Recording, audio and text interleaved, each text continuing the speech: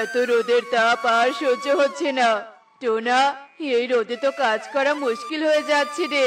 তুই একদম ঠিক বলেছিস, কদিন থেকে রোদের তীব্রতা খুব বেড়েছে। বৃষ্টির খুব প্রয়োজন। হে সৃষ্টিকর্তা, এই রোদের তাপ থেকে রক্ষা করো। হে বিধাতা, বৃষ্টি দাও, বৃষ্টি দাও। এই রোদ আমাদের জীবন দুর্বিষহ করে দিয়েছে। এমন রোদ আমরা চাই না। বনের পাখিদের এসব কথা দূর আকাশ থেকে রোদ আর বৃষ্টি শুনছিল। দেখেছিস রোদ, তোকে বনের কেউই পছন্দ করে না, বনের কেউই তোকে চায় না। বনের সবাই এখন আমাকে চাইছে, সৃষ্টিকর্তার কাছে আমার নামে প্রার্থনা করছে। আমার মনে হয় তোর প্রয়োজন ফুরিয়ে গেছে। মোটেও নয়, পৃথিবী যতদিন থাকবে আমার প্রয়োজনও ততদিনই থাকবে। বনের পাখিরা আমার ছাড়া চলতেই পারবে না। এমন ভাবে বলছিস যেন বনের পাখিদের শুধু তোকেই প্রয়োজন। বনের পাখিদের আমাকেও প্রয়োজন, কারণ আমি তোর করা প্রবল খরা থেকে বনবাসীকে রক্ষা করি। আর আমি তো তোর করা বন্যা থেকে বনবাসীকে রক্ষা করি। আমার তীব্র তাপ বন্যার সব জল শুকিয়ে দেয়। তাই বনে আমার প্রয়োজন বেশি, বুঝলি? না, আমার প্রয়োজন বেশি। আচ্ছা, তবে প্রমাণ করা যাক বনে কার প্রয়োজন সবচেয়ে বেশি। শোন বৃষ্টি, আজ থেকে আগামী 1 মাস এ বনে তুই বৃষ্টি দিবি, আর তারপর পরের 1 মাস আমি রোদ দিব। তারপর আমরা দুজন পরিদর্শন করব কার প্রয়োজন বেশি। তবে আমি এই শর্তে রাজি, আজ রাত থেকে আমি বৃষ্টি দেব। বিকেল হতেই আকাশ কালো মেঘে ছেয়ে যায়, গুরু গুরু শব্দে মেঘ ডাকতে শুরু করে, আর তারপর ছিঁড়ে ছিঁড়ে বাতাসের মধ্যে শুরু হয় প্রবল বৃষ্টি। তীব্র এই রোদের পর বৃষ্টি দেখে বনের পাখিরা আনন্দে মেতে ওঠে। কোনো পাখি বৃষ্টির আনন্দে নাচতে শুরু করে। দেখ রোদ, সকলে আমায় পেয়ে কত খুশি। সবার বাড়িতে আজ অনেক রকম ভাজা ভাজি আর খিচুড়ি রান্না করা হয়েছে। গাছেরাও আবার সতেজ হয়ে আনন্দে মেতে উঠেছে। তার মানে তো বোঝাই যাচ্ছে বনে আমার প্রয়োজনই বেশি। এত লাফাস না, কেবল তো বৃষ্টি শুরু করলি। যাক আগে 1 মাস, তারপর বোঝা যাবে বনে কাকে বেশি প্রয়োজন। প্রথম 7 দিন বৃষ্টির আনন্দে পাখিদের জীবন কাটলেও এখন তা দুর্বিষহ হয়ে উঠেছে, কেননা বৃষ্টির এই প্রবলতা বন্যার আকার ধারণ করেছে। বনের পাখিদের সব ফসলের জমি জলের নিচে নষ্ট হয়ে গেছে। টোনা, এই বৃষ্টি তো থামার নামই নেই। এমন চলতে থাকলে তো আমরা প্রবল বন্যার শিকার হব। সব পাখিরা বন্যার জলে ভেসে যাবে। কি যে করব কিছুই যে বুঝে উঠতে পারছি না টুনি। মহাজনের কাছে ঋণ নিয়ে জমিতে চাষ করেছিলাম, কিন্তু এই সর্বনাশা বৃষ্টি আমার সব ফসল নষ্ট করে দিয়েছে। এবার আমি কি করব, কি করে সংসার চালাবো? মা, মা, আমার খেতে পেয়েছে। আমাকে কিছু খেতে দাও মা। টোনা, ঘরে আর কিছু মাত্র শুকনো খাবার আছে। তারপর যে মেয়েটাকে কি খেতে দিব? এত চিন্তা করো না, ঠিক একটা ব্যবস্থা হয়ে যাবে। ধীরে ধীরে বৃষ্টি আরো বাড়তে শুরু করে, আর বনে প্রবল বন্যা শুরু হয়ে যায়। অনেক পাখির বাসা বন্যায় ভেসে যায়, সব পাখির ফসল নষ্ট হয়ে যায়। বনের পাখিরা আশ্রয় হারা হয়ে পড়ে। টনি, টনি, বাড়িতে আছিস? আরে সুখী দিদি, তুমি? ঝড় বৃষ্টিতে আমার বাড়ি বন্যায় ভেসে গেছি। কবুতরও বন্যার জলে ভেসে গেছি। আমার মেয়েটাও অসুস্থ। দয়া করে আমাদের একটু আশ্রয় দে টনি, একটু আশ্রয় দে। বাইরে দাঁড়িয়ে থেকো না, এসো এসো, ঘরে এসো। কি বলেছি তোকে ধন্যবাদ দিব? আজ তোর আশ্রয় না দিলে আমরা বন্যার জলে ভেসে যেতাম। বনে কি শুরু হলো? বৃষ্টিতে পাখিদের এমন কষ্ট আর সহ্য হচ্ছে না। টোনা, টোনা, টোনা, আরে কালু দাদা, তুই এখানে? তাড়াতাড়ি নৌকায় চলে আয়। উত্তরের বেশিরভাগ বাড়ি বন্যার জলে ভেসে গেছে, তাদের রক্ষা করতে হবে। তাছাড়া প্রধান মশাই ত্রাণ দিয়েছে, তা বাড়ি বাড়ি পৌঁছে দিতে হবে। পাখিদের নিরাপদ স্থানে নিয়ে যেতে হবে। কালুর কথা শুনে টোনা নৌকায় উঠে বসে, আর তারপর তারা জলে ভাসা পশু পাখিদের তাদের নৌকায় তুলে নেয়। হে সৃষ্টিকর্তা, তুমি আমাদের আর কষ্ট দিও না। দয়া করে বনে রোদ দাও। রোদের যে খুব প্রয়োজন। দেখ দেখ, বৃষ্টিতে কি কষ্ট হয়েছে পাখিদের। তাদের এই আর্তনাদ আমার আর সহ্য হচ্ছে না। আজকে তো তোর বৃষ্টি দেওয়ার শেষ দিন। কাল থেকে আমি রোদ দিব, আর সব পাখিরা আমার প্রশংসা করবে। কি হবে তা দেখাই যাবে। এরপর পরের দিন হতেই রোদ তার তীব্র আলো বনে ফেলে। 1 মাস বৃষ্টির পর রোদ দেখে বনের পাখিরা ভীষণ খুশি হয়ে যায়। টানা কিছুদিনের রোদে বন্যার জল একদম শুকিয়ে যায়। বনের পাখিরা আবারও তাদের জমিতে ফসল ফলায়। দেখেছিস আমাকে পেয়ে পাখিরা কত খুশি। তোর কথা একবারও স্মরণ করছে না। পাখিরা আমাকেই বেশি পছন্দ করে। রোদের এমন কথা শুনে বৃষ্টি রাগ করে সেখান থেকে চলে যায়। আর রোদ তার তীব্র আলো বনে ছড়িয়ে দিতে থাকে। দেখতে দেখতে আরো কিছু দিন কেটে যায়। আর এমন প্রখর রোদের কারণে বনে খরা দেখা দেয়। ফসলের জমি ফেটে চৌচির হয়ে যায়।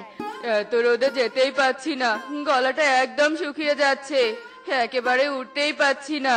টোনা এসব বলে উঠতে উঠতে হঠাৎই সে মাথা ঘুরে পড়ে যায়। আর সে মাটিতে পড়ে ব্যথায় আর্তনাদ করতে থাকে। কেউ কি আছো? বাঁচাও আমায়, বাঁচাও, জল, জল। আরে আরে, ওটা তো টোনা পড়ে আছে। টোনা, টোনা, তোমার কি হয়েছে? টোনা, জল, জল। তুমি জল চাইছো, কিন্তু পানি সব পুকুর খাল বিলের জল তো শুকিয়ে গেছে। বনের পাখিরা জলের জন্য হাহাকার করছে। সৃষ্টিকর্তা আমাদের কিসের এমন শাস্তি দিচ্ছে কে জানে। কখনো রোদ আবার কখনো বৃষ্টি। টোনা দাদা, তোমাকে আমি এক্ষুনি বাড়ি নিয়ে যাচ্ছি। এরপর ময়ূরী একটা ভ্যান ডাকে আর টোনাকে বাড়িতে দিয়ে আসে। ঘরে থাকা একটু জল টুনি টোনাকে খাইয়ে দেয়। এসব দেখে রোদ একদম বিষণ্ণ হয়ে পড়ে। বৃষ্টিরও এসব দেখে মন খারাপ হয়ে যায়। তারা দুজন এসব দেখে তাদের নিজেদের ভুল বুঝতে পারে। আমি বুঝতে পেরেছি পৃথিবীতে রোদ বৃষ্টি দুজনেরই প্রয়োজন রয়েছে। অতিরিক্ত রোদ বা বৃষ্টি কোনোটাই ভালো নয়। পৃথিবীর ভারসাম্য রক্ষার্থে রোদ বৃষ্টি দুটোই সমানভাবে প্রয়োজন। আমরা দুজন একে অপরের পরিপূরক। তুমি ঠিক বলেছো বন্ধু। আজ থেকে আমরা দুজন সমানভাবে আমাদের শক্তি প্রয়োগ করব। এরপর রোদ বৃষ্টি পৃথিবীর ভারসাম্য অনুযায়ী রোদ বৃষ্টি দিতে থাকে। বনে আবারও শান্তি ফিরে আসে। বনের পাখিরা আবারও আনন্দের সাথে তাদের দিন কাটাতে শুরু করে। বন্ধুরা, আমাদের কখনোই নিজেদের নিয়ে বড়াই করা ঠিক নয়, কেননা প্রকৃতির সবকিছুই নিজেদের শক্তিতেই সেরা। আর প্রকৃতির ভারসাম্য রক্ষার্থে রোদ বৃষ্টি দুটোই প্রয়োজন। তো বন্ধুরা, এমনই সব মজার মজার শিক্ষণীয় টুনি পাখির গল্প পেতে আমাদের সাথেই থেকো। আর গল্পগুলো কেমন হচ্ছে তা কমেন্টে জানাতে ভুলো না কিন্তু। Bye bye. মা, তুমি হাঁস মুরগিগুলোকে খাবার খেতে দিচ্ছ? হ্যাঁ রে মা, আমি হাঁস মুরগিগুলোকে খাবার খেতে দিচ্ছি। আমার আবার অনেক কাজ পড়ে আছে, সেগুলো করতে হবে। আচ্ছা ঠিক আছে মা, তুমি তোমার কাজ করো। আমি ফুলের গাছগুলোতে পানি দিচ্ছি। ফুলের গাছগুলোতে অনেক ফুল ফুটেছে, কি সুন্দর দেখা যাচ্ছে। আমি যদি ফুলের গাছগুলোর আরো ভালো করে যত্ন নেই, তবে ফুলের গাছগুলোতে আরো অনেক অনেক ফুল ধরবে। মা টুকি, তুই ঠিক বলেছিস। তুই গাছে পানি দে, আমি রান্নাঘরে গেলাম। এরপর টুনি রান্নাঘরে চলে যায় আর টুকি ফুলের গাছে পানি দিতে থাকে। মোড়ল মশাই, আমি অনেক বিপদে পড়ে আপনার কাছে এসেছি, দয়া করে আমাকে ফিরিয়ে দিবেন না। বিপদে পড়ে আমার কাছে এসেছিস মানে? মোড়ল মশাই, আমার কিছু টাকার খুব প্রয়োজন, আপনি আমাকে কিছু টাকা ধার দিতে পারবেন? আমি কি তোর মতো গরিব পাখির জন্য টাকা নিয়ে বসে আছি নাকি যে তোকে টাকা ধার দিব? মোড়ল মশাই, আপনি তো অনেক ধনী পাখি, আপনার কাছে টাকার কোনো অভাব নেই, তাই তো আমি আপনার কাছে টাকা ধার নিতে এলাম। দয়া করে আপনি আমাকে ফিরিয়ে দিবেন না। না না, আমি তোর মতো গরিব পাখিকে টাকা ধার দিতে পারবো না। যার নুন আনতে পান্তা ফুরোয় সে আবার আমার টাকা শোধ করবে কি করে? আমার টাকা নিয়ে মেরে দিবি, এই বুদ্ধি করে টাকা ধার নিতে এসেছিস? আমি বুঝি না, বুঝেছিস? আমি সব বুঝি।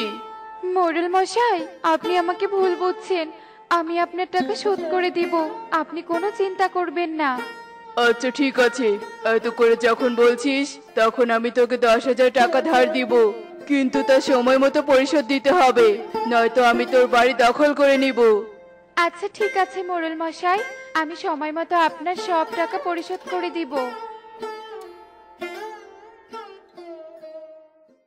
বোকা সুখী, তুই তো জানিস না আমি তোকে কেন টাকা ধার দিলাম। আমি জানি ওই টাকা তুই কখনো শোধ করতে পারবি না, আর তোর বাড়িটা সেই সুযোগে আমি দখল করে নিব। হা হা হা হা হা। আরে সুখী দিদি, তুমি এতগুলো টাকা কোথায় পেলে? টুনি, আমি এই টাকাগুলো মোড়ল মশাইয়ের কাছ থেকে ধার নিয়ে এলাম। কি বলছো সুখী দিদি? মোড়ল মশাই তোমাকে এতগুলো টাকা ধার দিলো? আমি তো শুনেছি মোড়ল মশাই অনেক অহংকারী পাখি। তোমাকে টাকা ধার দেওয়ার পিছনে নিশ্চয়ই মোড়ল মশাইয়ের কোনো স্বার্থ আছে। তা আমি জানি না টুনি, আমার টাকার খুব প্রয়োজন ছিল, তাই আমি উপায় না পেয়ে মোড়ল মশাইয়ের কাছ থেকে টাকা ধার নিয়েছি। নিয়েছো ভালো কথা, তবে ঠিক সময় টাকাগুলো শোধ করে দেওয়ার চেষ্টা করো, নয়তো বিপদে পড়তে পারো। এভাবেই বেশ কিছু দিন কেটে যায়। আর একদিন সকালে মোড়ল টুনির বাড়ির পাশ দিয়ে যাচ্ছিল, তখন মোড়লের চোখ যায় টুনির বাড়িতে। আরে বাহ, টুনির বাড়ির চারপাশটা তো অনেক সুন্দর। এই সুন্দর বাড়িটা যে করে হোক আমার করে নিতেই হবে। যাই, টুনিকে গিয়ে বলে দেখি ও বাড়িটা বিক্রি করবে কিনা। এ কি মোড়ল মশাই, আপনি আমার বাড়িতে কেন? টুনি, আমি তোর বাড়িতে একটা প্রস্তাব নিয়ে এসেছি। কি প্রস্তাব মোড়ল মশাই? আমি তোর বাড়িটা কিনে নিতে চাই। এই বাড়ির বিনিময়ে আমি তোকে অনেক টাকা দিব। এসব আপনি কি বলছেন মোড়ল মশাই? আমি বাড়ি বিক্রি করব কেন?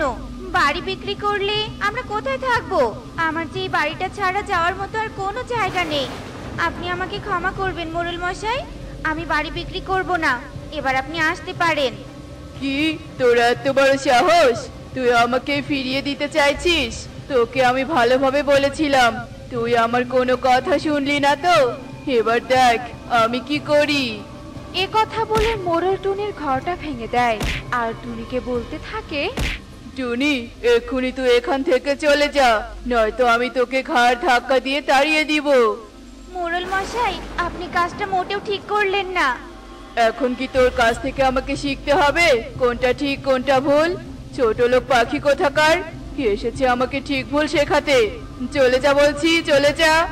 টুনি আর কথা না বাড়িয়ে টুকিকে নিয়ে সেখান থেকে চলে যায় আর মোড়ল হাসতে থাকে। টুনিকে বুদ্ধি করে এখান থেকে তাড়িয়ে দিয়েছি, এখন এখানে আমি সুন্দর করে একটা বাড়ি তৈরি করব। আমার যে ভীষণ আনন্দ হচ্ছে। হা হা হা হা হা। মা, এখন আমরা কোথায় যাব? মোড়ল মশাই তো আমাদের বাড়ি থেকে তাড়িয়ে দিল। মারে, আমিও তো সেটাই ভাবছি, যাওয়ার মতো যে আর কোনো জায়গা নেই। ওই অহংকারী মোড়ল যে আমাদের পথে নামিয়ে দিল রে মা। টুনি ও টুকি যখন এসব কথা বলছিল তখন সেখানে একটা ময়ূর আসে। কি হয়েছে টুনি পাখি, তুমি এভাবে কাঁদছো কেন? ময়ূর দিদি, আমার যে সব শেষ হয়ে গেছে।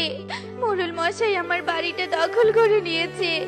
এখন মেয়েটাকে নিয়ে আমি কোথায় যাব কিছুই যে বুঝতে পারছি না। আহারে, ওই অহংকারী মোড়ল তোমার এভাবে সর্বনাশ করলো। কেঁদো না বোন, কেঁদো না। দেখবে একদিন না একদিন সৃষ্টিকর্তা ওই মোড়লকে উচিত শিক্ষা দেবে। কিন্তু তুমি তো বললে তোমার যাওয়ার মতো কোনো জায়গা নেই। তাই আমি বলি কি, তুমি আমার সাথে আমার বাড়িতে চলো। আজ থেকে তুমি তোমার মেয়েকে নিয়ে আমার বাড়িতেই থাকবে।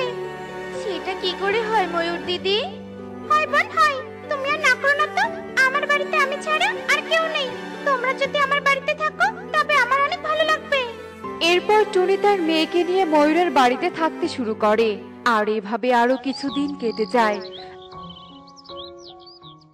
সুখী, এই সুখী, বাড়িতে আছিস?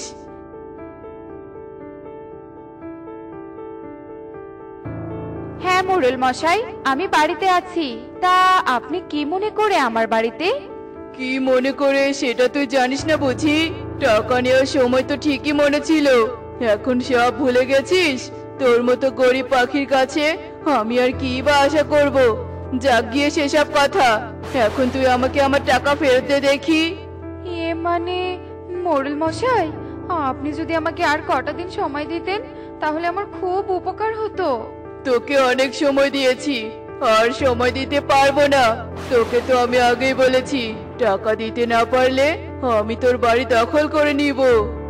না না মোড়ল মশাই, দয়া করে এমনটা করবেন না। আমি তোর একটা কথাও শুনবো না। তুই এক্ষুনি বাড়ি থেকে বেরিয়ে যা, নয়তো তোর কপালে দুঃখ আছে, এই আমি বলে দিলাম। মোড়লের মুখে এমন কথা শুনে সুখী পায়রা অনেক ভয় পেয়ে যায় আর সেখান থেকে চলে যায়। বনের মোড়ল পাখিদের এভাবে অত্যাচার করত আর এভাবে 1 মাস কেটে যায়। আর মোড়ল একটা কঠিন রোগে আক্রান্ত হয়, যার কারণে মোড়ল আর হাঁটাচলা করতে পারে না। আর এ কথা বনের পাখিদের মুখে ছড়িয়ে পড়ে। টুনি বোন, তুমি শুনেছ মোড়ল মশাই নাকি ভীষণ অসুস্থ? বনের কোনো পাখি মোড়ল মশাইকে দেখতে চায়নি। মোড়ল মশাই ভীষণ কষ্ট পাচ্ছে। এমনটা তো হওয়ারই কথা ছিল ময়ূর দিদি। মোড়ল মশাই অহংকারী পাখি ছিলেন, তাই অহংকারের শাস্তি পেয়েছেন। বনের কোনো পাখিকে শান্তিতে থাকতে দেয়নি, নিজে সবটা আত্মসাৎ করতে চেয়েছিল। তাই তো বনের পাখিরা তার বিপদে এগিয়ে আসছে না। উনি যদি ভালো পাখি হতেন তবে বনের সব পাখি ওনার বিপদে এগিয়ে আসতেন। হ্যাঁ টুনি, তুমি একদম ঠিক কথা বলেছো। মোড়ল মশাই এমনটাই হওয়া উচিত। ময়ূর দিদি, সব ঠিকই আছে, তবে আমাদের একবার বনের পাখিদের নিয়ে মোড়ল মশাইয়ের বাড়িতে যাওয়া উচিত। উনি ভুল করেছে বলে আমরা তো আর ভুল করতে পারি না, তাই না? কেউ বিপদে পড়লে তাকে সাহায্য করা উচিত। তবে চলো আমরা বনের পাখিদের কাছে যাই। তোরা সবাই আমাকে দেখতে এসেছিস?